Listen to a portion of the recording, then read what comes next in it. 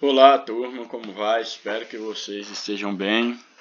Aqui é o professor Zacarias. Estou gravando aqui esse slide áudio, é um slide e um áudio ao mesmo tempo, para que vocês possam estudar, porque isso é uma revisão para uma prova interna aí da escola que nós teremos aí uma avaliação na próxima semana. Então vocês, durante essa semana, os professores estarão fazendo revisão de conteúdo. Eu peguei alguns conteúdos da plataforma, não peguei todos, porque lá tem bastante textos. Então eu trabalhei mais com conteúdos ligados mais à questão gramatical, para que vocês tenham aí um mínimo de informações gramaticais. E então vocês irão fazer essa atividade avaliativa na próxima semana, certo? Então esse áudio aqui que eu estou gravando é para que vocês possam estar acompanhando o conteúdo. Eu vou estar explicando o conteúdo aqui, o passo a passo. Vocês devem estar aí escutando o áudio várias vezes que for preciso e acompanhando pelo conteúdo, a fim de que vocês possam, de fato, estar aprendendo o conteúdo para poder fazer a avaliação, ok? Então, espero que vocês estejam aí atentos, levem a sério. A modalidade que eu estou fazendo em estar gravando o slide, isso é muito bom, porque vocês estarão entrando em contato com o conteúdo e ao mesmo tempo a explicação ao mesmo tempo. Aí basta entrar aí, eu estou mandando o vídeo para vocês, está lá no meu canal. A hora e o tempo que vocês quiserem assistir, vocês podem assistir que estará disponível, ok? Então aí, conteúdo para o EJA 2, revisão para avaliação aí de língua portuguesa, professor Zacarias Pires Pereira, da Escola Municipal aí Paulo Setúbal, aí do distrito de Inhobim, Vitória da Conquista, Bahia. Bem, então o que nós temos aí? Logo aí no início nós temos aí a linguagem coloquial. Isso aqui é um conteúdo bem importante para vocês entenderem, porque nós sabemos que existe dois tipos de linguagem que nós estamos familiarizados, ou pelo menos devemos ter conhecimento, que é a linguagem coloquial e a linguagem culta. Primeiro momento, eu quero apresentar a vocês a linguagem coloquial. O que é a linguagem coloquial? A linguagem coloquial é aquela linguagem do dia a dia que você aprende na sua casa desde criança, com seus pais, seus irmãos, seus tios, no caso lá no futebol, na roda de amigos, de amigas, que você não precisa da escola para aprender esse tipo de linguagem, certo? Então a linguagem coloquial, como aí o texto está dizendo, ela é utilizada em situações informais, ela é também chamada de linguagem informal. Se é a linguagem coloquial, é a linguagem informal. Ela é utilizada em situações informais, como no caso com os nossos amigos, familiares, em situações de lazer, brincadeiras, etc. Então, geralmente, são expressões regionais, onde não há uma exigência das normas gramaticais, dos livros, daquilo que a escola exige.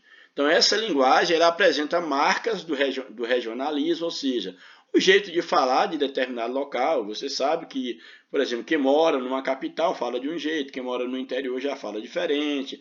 Às vezes quem mora, no caso, no campo e não teve acesso à escola já fala um pouco diferente.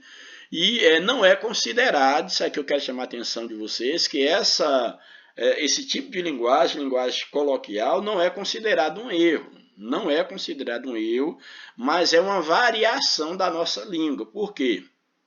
Porque, olha, não existe língua errada. Às vezes alguém fala, fulano fala toda errada. Não, isso é ignorância, ninguém fala errado.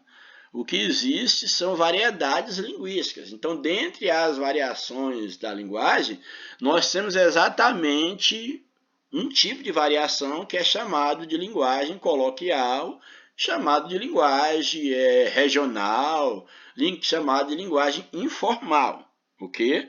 Então, por exemplo, olha esse exemplo que temos aí. A menina estava andando, aí ela tropeçou. A menina estava. A palavra estava, ela não se escreve dessa forma. Quando você vai escrever de acordo com a norma padrão, a linguagem culta, você tem que dizer o quê? A menina estava andando, aí ela tropeçou. Ou então ela tropeçou. Mas a palavra estava aí, ela é da linguagem informal.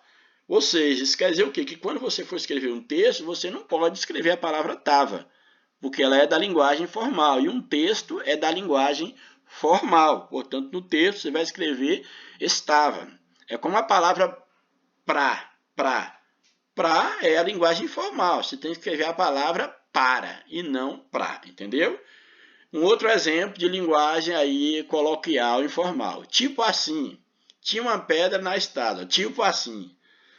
Hoje não se fala tanto, mas não houve um tempo aí, alguns anos atrás, que as pessoas falam, tipo assim, fulano, tipo assim, tipo assim. Então, esse tipo assim, ele não faz parte da linguagem culta, da linguagem, vamos dizer assim, padrão do país. Isso aí foi algo que se criou na linguagem formal, na linguagem coloquial, no dia a dia. Então, tipo assim, tinha uma pedra na estrada. Aí é um modelo também, um outro exemplo da linguagem coloquial. Você entendeu, gente? Então, a linguagem coloquial é a linguagem aí do dia a dia de vocês. Mas nós temos a linguagem culta. O que é a linguagem culta? A linguagem culta é aquela linguagem que vocês vêm aprender na escola, é a linguagem padrão, é a linguagem, vamos dizer assim, oficial do país. É aquela forma como todo mundo que estudou deve escrever do mesmo jeito, a mesma forma de escrever. Quando vai fazer um discurso, deve falar do mesmo jeito, quando é um discurso para, num caso, um ambiente formal, então deve se escrever e falar segundo a norma culta. Então a linguagem culta, ela pode ser chamada de formal ou padrão. Por que padrão? Isso aqui é muito interessante. Formal vem de forma, de ficar todo mundo igual. E padrão, porque ela padroniza a maneira de escrever e de falar em toda parte do país. Então, a mesma maneira de escrever uma palavra aqui, no caso, em Conquista, na Bahia, em Obim, onde quer que você esteja, é a mesma de escrever lá no Rio de Janeiro. Se você, no caso, vai falar, dar um discurso, a mesma forma de você colocar as palavras, a questão do trato com os complementos, a questão de concordância nominal, concordância verbal, tem que ser a mesma em qualquer parte do país. Daí, chamar de uma linguagem culta, a ideia de culta aí tem a ver com essa questão daquilo que é cultivado no país, o que é culto, o que é refinado. Por isso, essa linguagem culta ou formal, ela é chamada exatamente de linguagem padrão ou formal, certo? Ela é utilizada, por exemplo, em documentos oficiais do governo, quando vai escrever um documento oficial, nos livros, no caso, nos livros que vocês têm em mãos, nas gramáticas, nos dicionários, então em livros, em relatórios, em comunicados, etc. Essa linguagem, ela é estipulada pelos dicionários, os dicionários que definem a forma de escrever cada palavra. Então, elas são definidas por dicionários e por manuais de gramáticas, que é o que nós chamamos de gramáticas normativas, já que elas é uma norma de como falar e escrever segundo o padrão do país, ok? Aí temos aí, ó, a menina, aquela mesma frase anterior que nós vimos na linguagem formal, nós vimos com a menina estava andando, aí ela tropeçou. Olha como ficou na linguagem culta. A menina estava andando e tropeçou. Aí, ó, vocês percebem que na informal estava. A menina estava andando, aí ela tropeçou. Ó, aí o estava informal e o aí está muito na linguagem informal. Na culta ficou como? A menina estava andando e tropeçou. Olha o outro exemplo. Tipo assim, tinha uma pedra na estrada. Olha como fica na linguagem culta. Tinha uma pedra enorme no caminho. Então não tem tipo assim, certo? Essa é a diferença, a linguagem culta da linguagem, no caso, informal. Aí nós temos um outro conteúdo que é o uso do X e do Z. Isso aqui é bem interessante. Ó. Na língua portuguesa, algumas letras ou grafemas podem ser representadas pelo mesmo som, ou seja, o que é um grafema? Elas são grafadas com o mesmo som, no caso, são grafadas, no caso, com letras que reproduzem o mesmo som. Então, na língua portuguesa, algumas letras, entende-se por grafema, de grafia, elas podem ser representadas pelo mesmo som, ou seja, pelo mesmo fonema. Então, existem letras que elas têm o mesmo som, elas têm o mesmo fonema, apesar de serem letras diferentes. Que é o caso, por exemplo, do X e do Z. Tem dados momentos, existem palavras que o X terá o som de Z. E aí você vai ficar confuso, será que eu vou escrever com X ou com Z? Por exemplo, a palavra examinava.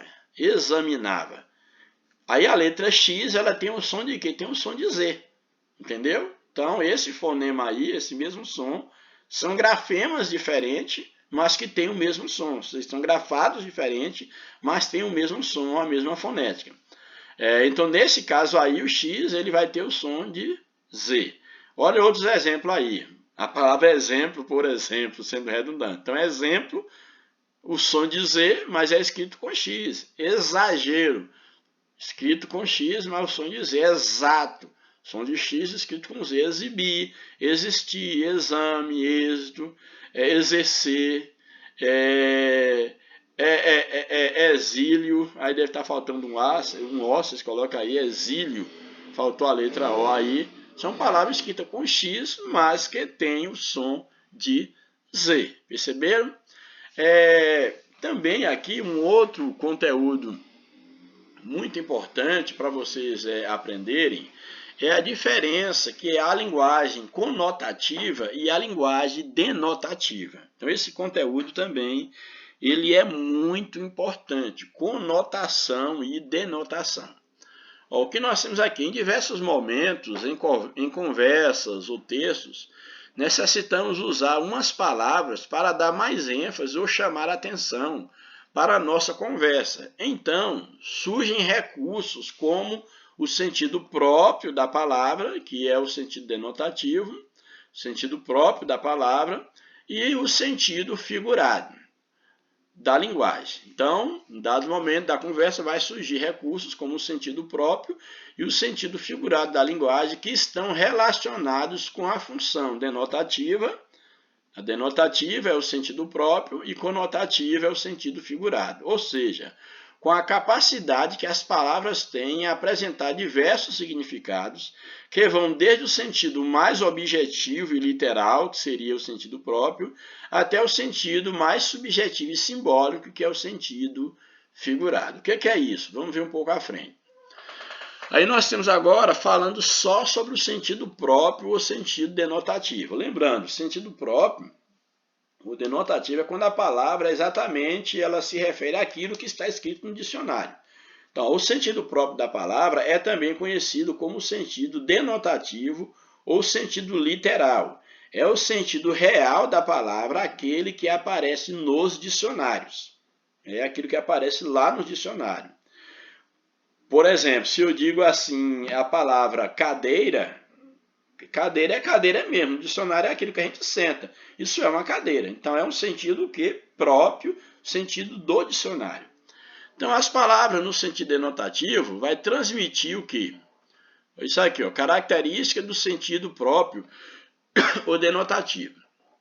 Primeira característica, transmite o significado original da palavra, normalmente associado ao primeiro significado que aparece na definição do dicionário. Então, se eu disser, por exemplo, a palavra pé, você sabe que pé é pé mesmo, pé de gente. Então, é o primeiro sentido. Então, esse é um sentido, no caso, denotativo real. Uma outra característica, transmite o sentido mais comum da palavra, sendo aquele que é eminentemente conhecido. Então, transmite o sentido comum. Aí o exemplo da palavra pé, para ficar esse exemplo gravado na mente. Transmite o significado mais objetivo da palavra, independente do contexto frásico em que ocorre. Então, independente do contexto, a linguagem denotativa é aquela que transmite o sentido mais, vamos dizer assim, mais independente. Por exemplo, a palavra pé. Também uma outra característica, a principal função da mensagem é transmitir uma informação de forma clara e objetiva. Entendeu? Então, quando eu digo aqui, machuquei o meu pé, pé aí é no sentido denotativo, no sentido próprio, certo? Agora, se eu dissesse assim, quebrei o pé da mesa, aí pé da mesa já não é mais no sentido próprio. Aí já é no sentido figurado, já não é mais denotativo, ok? Exemplo de sentido próprio denotativo. Olha o exemplo aí. Minha irmã fez um doce de leite muito gostoso. Então, o que nós temos aí? Doce. A irmã fez um doce. Aí, doce é doce mesmo de comer, certo?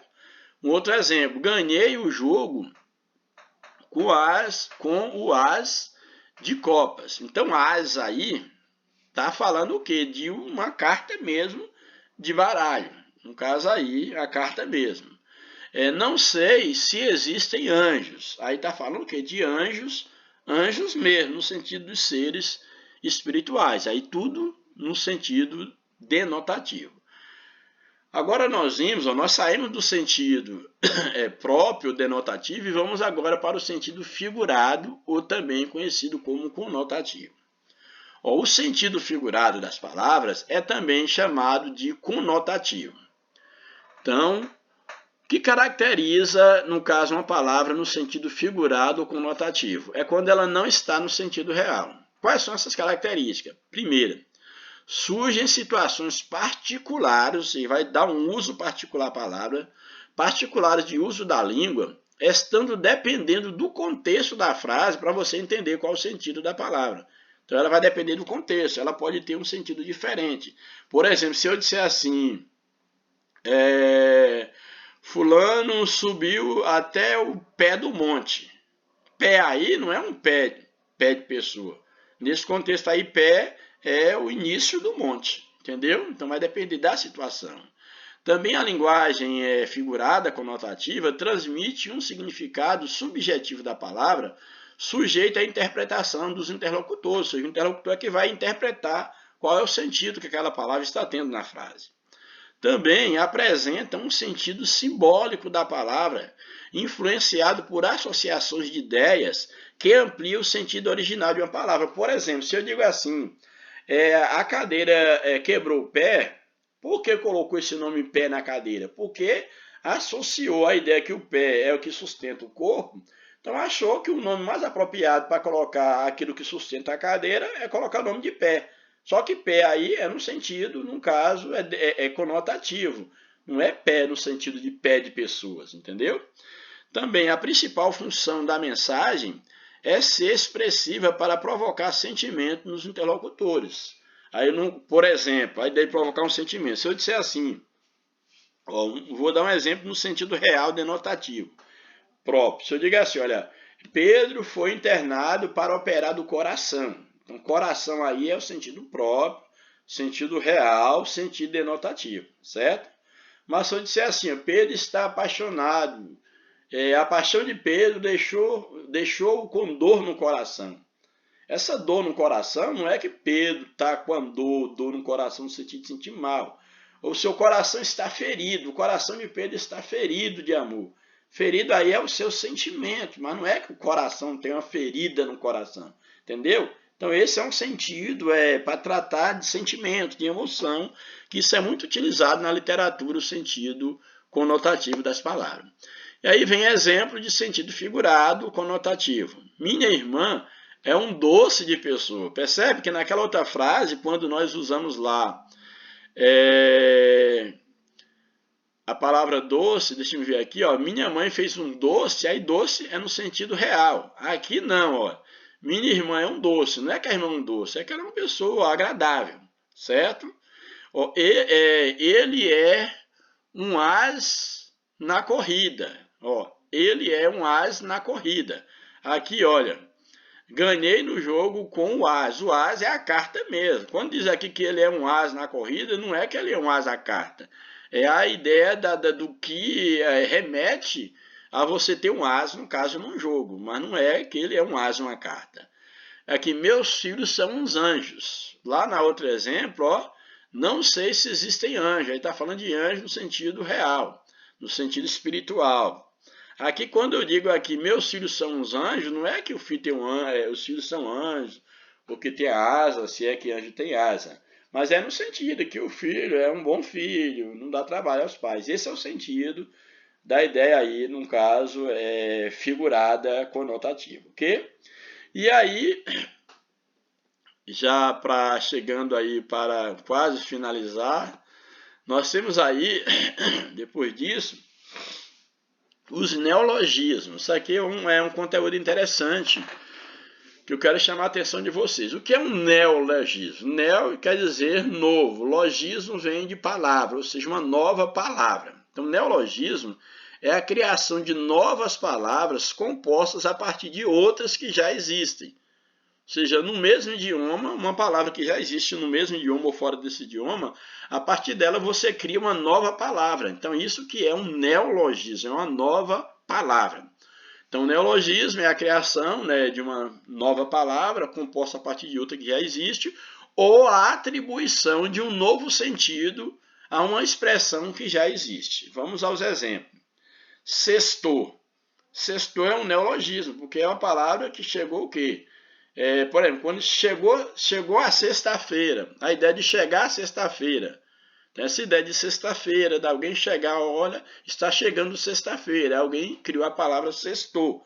Então, é uma nova palavra, é um neologismo que foi criado a partir da ideia de chegar o dia de sexta-feira. Por exemplo, a linguagem da internet, o internetês. Ah, não, fulano gosta de usar muito o internetês. Isso surge de quê? Surge do uso da linguagem da internet. Também a ideia de apagar, do inglês delete, deletar. Eu vou deletar você do meu WhatsApp. Então, deletar. Deletar é a ideia de apagar, que vem do inglês delete. Por exemplo, sambódromo. Vem do lugar onde as pessoas reúnem para sambar. Aí criou um neologismo, uma nova palavra, que é o sambódromo, entendeu? Então, essa é a ideia do neologismo. Então, essas palavras elas foram incorporadas à nossa língua com a evolução do mundo, a evolução do tempo, ou seja, com contato com novas tecnologias, na arte, na ciência, na política, na economia, na música, por exemplo, enfim, nos diversos ramos da atividade humana. Por essa razão, são denominadas de neologismo, que quer dizer nova palavra ou palavra nova. Os escritores criam palavras novas ou dão novos significados a palavras que já existem. Então, o neologismo é criar novas palavras ou dar um novo significado a palavras que já existem, ok? E aí nós temos, já quase finalizando, o conteúdo prefixo.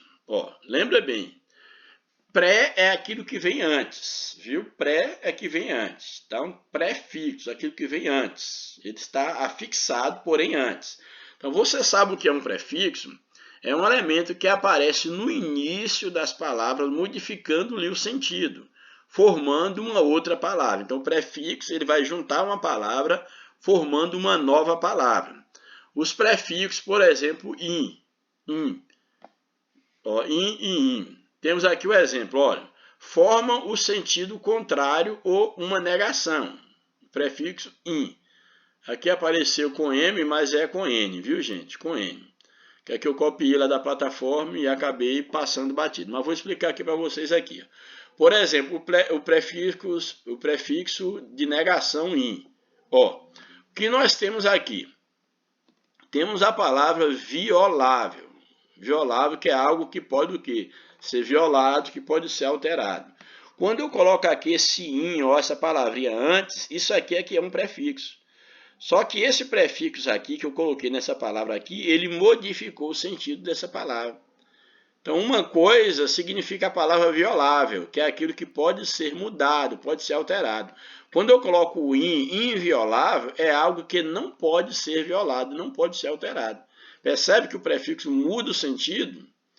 É como se eu dissesse assim, feliz, é alguém que está contente. Quando eu coloco infeliz, é alguém que está triste, já muda o sentido. Um outro exemplo aqui é a palavra inválidos. Válido é uma coisa que tem um valor. Inválido é que já não tem valor. Confiança. Confiável, você confiava em alguém. Quando eu coloco desconfiável, aqui o prefixo, desconfiável, eu já mudo o sentido. Como eu mudei aqui, inválido. Um outro exemplo aqui, por. Por é colocar. Sobrepor é o que está por cima de algo. Então, esse sobrepor aqui é um prefixo que muda o sentido. Por exemplo, aqui, braço. Estou falando do total. Quando eu falo antebraço, já é o que? Algo que não abrange o total do braço. Já muda o sentido. Então, tudo isso aqui é o que nós chamamos de prefixo, porque vem fixado antes da palavra. Por isso dá o nome de pré. Também nós temos o sufixo. O sufixo é aquele que vem depois. Sufixo é o elemento que aparece no final das palavras. Então, prefixo vem antes, sufixo vem depois. Por exemplo, a palavra dente.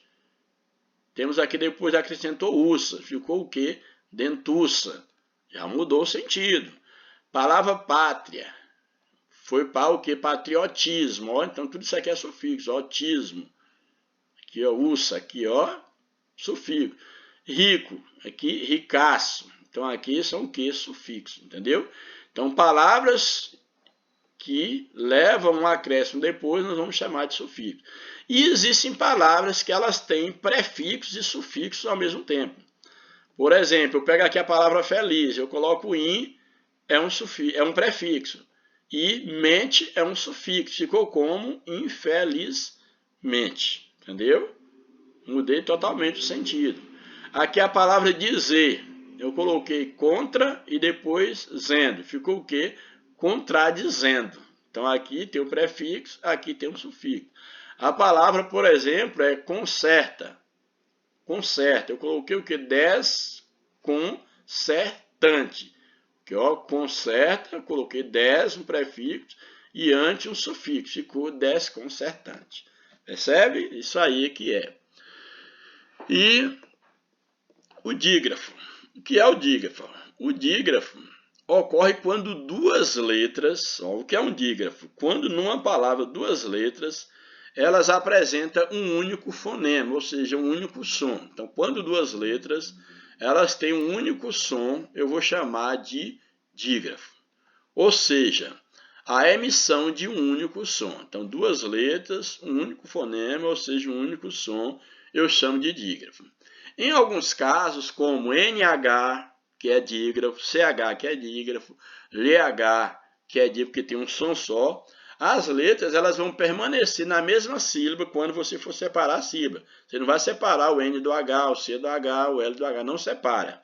Em outros casos, no caso S, como é o caso do S e do R, eles na separação de sílaba eles não ficam juntos.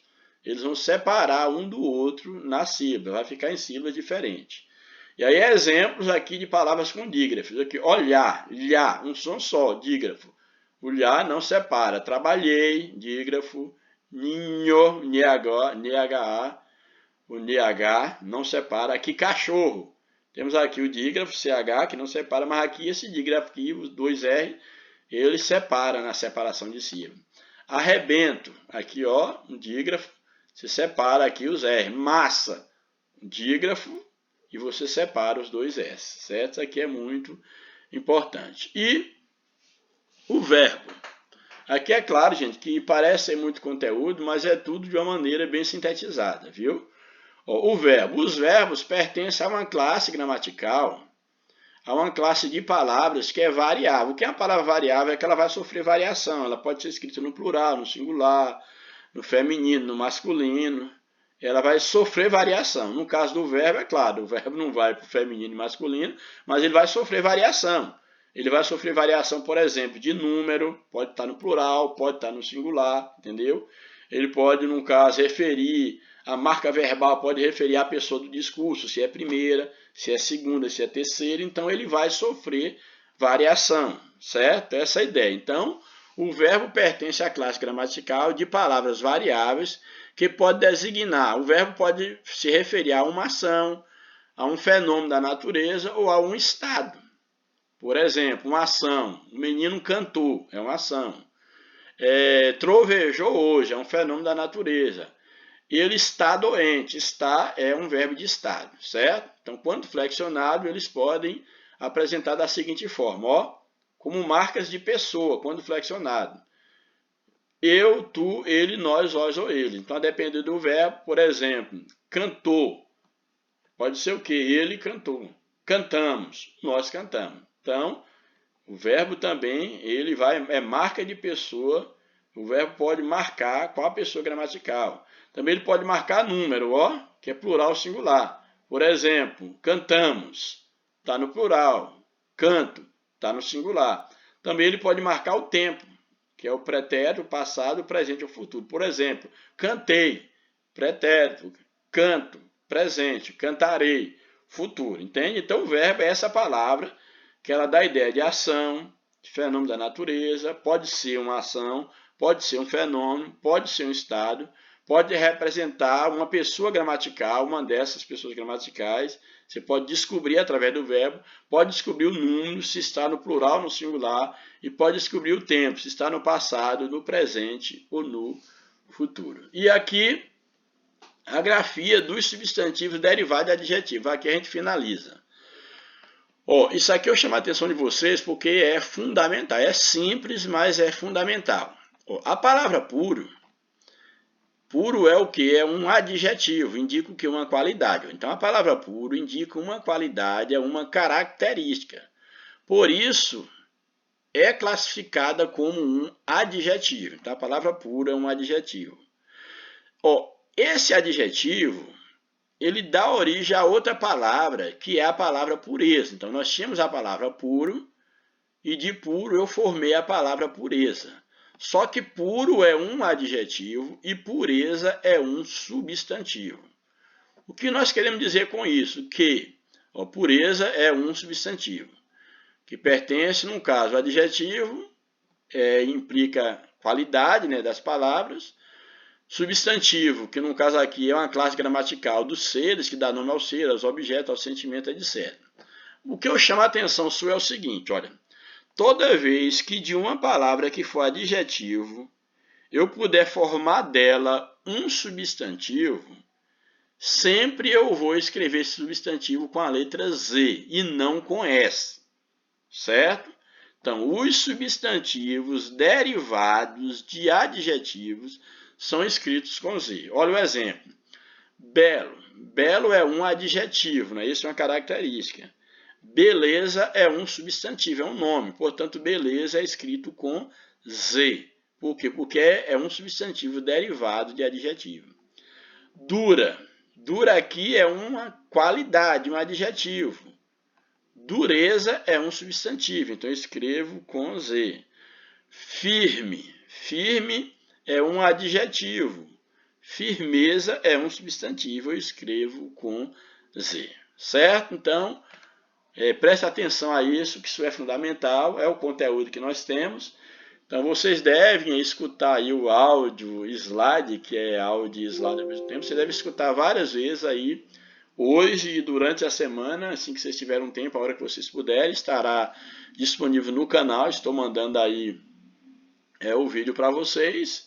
E aí vocês escutem, acompanhem várias vezes para que vocês possam fazer a avaliação da próxima semana, ok?